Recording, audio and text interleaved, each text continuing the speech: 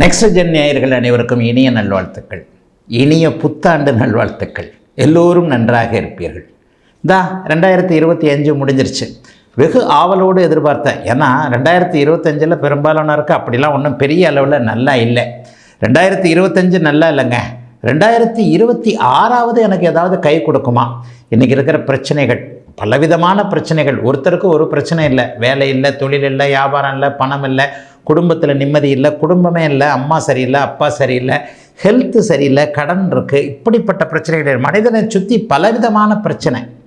இந்த பிரச்சனையில் ஏதாவது ஒன்று 2020 அப்படி 26 அப்படியே கை கொடுத்து தூக்கி விடுமா, பிரச்சனைகளை தீர்க்குமா, கொஞ்சம் நல்ல விதமாக இருப்பேனா என்கின்ற ஆசை எல்லாருக்குமே உண்டுங்க. சரி, இந்த வருட பலன்கள் எப்படிங்க சொல்லப்படுகிறது?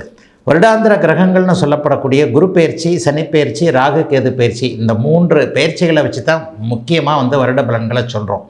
இவைகள் பொதுவான ஒரு கோச்சார பலன்கள் தான். உங்களுடைய பிறந்த ஜாதக அமைப்பின் அடிப்படையில் தசாபக்திகள் எப்படி இருக்கோ அதற்கேற்றாற் போல தான் உண்மையிலேயே அதற்கான நல்ல பலன்கள் இருக்கும். அதற்கு துணையாக இருக்கக்கூடியவை இந்த கோச்சார பலன்கள்.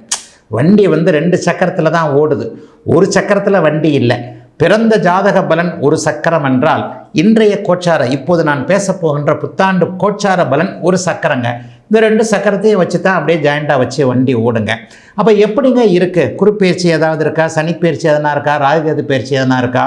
எப்படிங்க இந்த பலன்களை நம்ம தெரிஞ்சுக்கிறது அப்படின்னு பார்த்தீங்கன்னா, முதல் 5 மாதங்களுக்கு எந்த விதமான பயிற்சியும் இல்லை. ஜூன் மாதம் 2ஆம் தேதி குருப்பெயர்ச்சி நடக்குது. 12 ராசிகளுக்கும் மிகப்பெரிய நன்மைகளை செய்யக்கூடிய குரு பகவான், உலக மக்கள் அவ்வளவு பேருக்கும் நன்மைகளை செய்யக்கூடிய குரு பகவான் இப்பொழுது மிதுன வீட்டிலிருந்து கடக வீட்டிற்கு உச்சம் என்கின்ற ஒரு நல்ல நிலைமையை அடைகிறார். It's a peculiar. 12 வருஷங்களுக்கு ஒரு முறை மட்டும்தான் அவர் உச்சத்தை அடைவார். அது அமைப்பு இப்போது இருக்கிறதுனால 12 ராசிக்காரர்களுக்குமே ஏதாவது ஒரு விதத்தில் நல்லவைகள், பணப்புழக்கம் அதிகரிக்கக்கூடிய தன்மைகள் கண்டிப்பாக இருக்கும். பெரிய கஷ்டங்கள் வராது. சனிப்பெயர்ச்சி இந்த வருஷம் முழுக்கவே 2026 முழுக்க இல்லை. மீன வீட்டிலேயே மீனத்திற்கு ஜென்மச்சனியாக அப்படியே சனி பகவான் அங்கேயே இருக்கிறார்.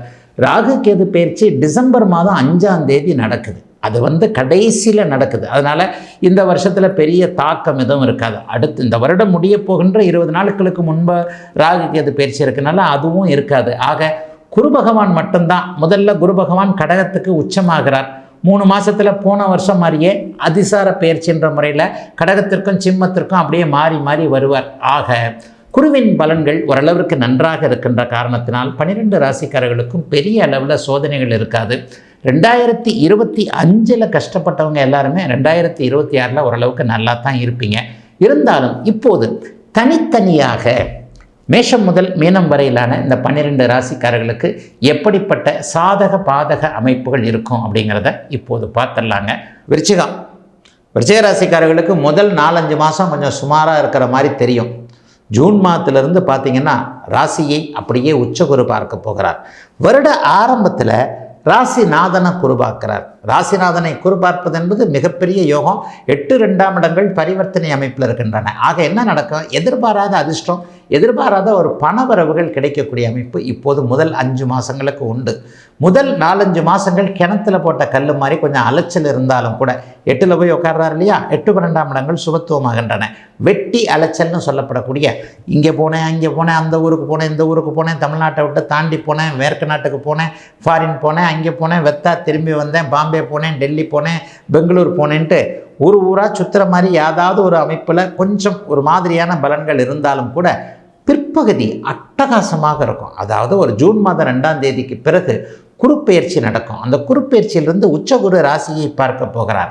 கடந்த காலத்தில் ஒரு 2-3 வருஷம், 4-5 வருஷம்னே சொல்லலாம், ஒரு 4-5 வருஷமாக விருச்சிக ராசிக்காரர்களுக்கு எது கைகூடவில்லையோ, எந்த கனவு நனவாகவில்லையோ, எது நிறைவேறவில்லையோ, எதில் ஆசை இருந்தும் அது நடக்கவில்லையோ அதெல்லாம் நடக்கக்கூடிய அமைப்பு உண்டுங்க.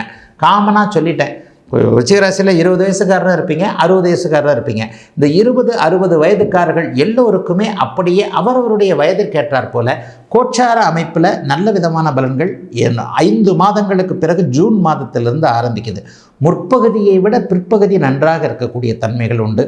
குறிப்பிட்ட ஒரு பலனாக என்ன சொல்லலாம் அப்படின்னு சொன்னால், 5ஆம் இடத்துல சனி இருக்கிறாரா, 5ஆம் இடத்துல சனி இருந்து பிள்ளைகளை பற்றி இதுவரைக்குமே கவலைப்பட்டு கொண்டிருந்தவர்களுக்கு பிள்ளைகளால் இதுவரைக்கும் இருந்து வந்த ஒரு தொல்லைகள், மன கஷ்டங்கள்லாம் கண்டிப்பாக விலகுங்க. அதை விட முக்கியமாக தூர இடங்களில் இருக்கக்கூடிய பிள்ளைகள் கல்யாணத்துக்கு ஒத்துக்க மாட்டேங்குது, ஊருக்கு திரும்பி வர்றதுக்கு ஒத்துக்க மாட்டேங்குது, அங்கே என்னமோ பண்ணுது, நமக்கு எதுவும் சரியாக தெரியலை, போய் பார்க்குறதுக்கு நமக்கு வசதி இல்லை. அமெரிக்காவில் இருக்கிற பிள்ளை என்ன பண்ணோம், அது என்ன சொல்லுதோ அதைத்தான் நான் நம்ப முடியும். கனடாவில் இருக்கிற பிள்ளை என்ன சொல்லுது, அது சொல்கிறதைத்தான் நம்ம கேட்க முடியும் என்கின்ற மாதிரியாக கொஞ்சம் பிள்ளைகளால் ஒரு மன வருத்தத்தை அடைந்து கொண்டிருந்தவர்களுக்கு நம்முடைய பிள்ளைகள் அப்படியெல்லாம் இல்லை, கெட்டிக்காரர்கள், கவலைப்பட வேண்டாம், நம்முடைய பேச்சுக்கு கட்டுப்படுவார்கள் என்கின்ற அமைப்பு இப்போது கண்டிப்பாக உண்டு. பெண் குழந்தைகளுக்கு கல்யாணம் பண்ணி கொடுப்பீங்க. ஜூன் மாதத்திற்கு பிறகு குழந்தைகளை சுபப்பிரிவாக பிரியக்கூடிய அமைப்பு உண்டு. சில பேருக்கு இனிமேல் தான் குழந்தைகள் அமெரிக்கா போன்ற இடங்களுக்கு போகக்கூடிய அமைப்புகள் உண்டு.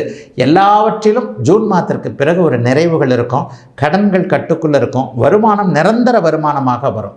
இது வரைக்குமே நிரந்தர வருமானம் இல்லைன்னவங்களுக்கு நிரந்தர வருமானம் வரும். கோர்ட்டு கேஸ் எல்லாம் துன்பங்கள், அது இப்படி இது அப்படி அப்படின்னு சொல்லிட்டு கோர்ட்டு கேஸில் ரொம்ப பெரிய அளவில் டிஸ்டர்பாக இருந்தவங்களுக்கு வெற்றிகள் கிடைக்கக்கூடிய நல்ல வருடமாக அமைஞ்சிருக்குங்க. அத்தனை விருச்சிக ராசிக்காரர்களுக்கும் சிறப்பான வருஷமாக இருக்குங்க 2026.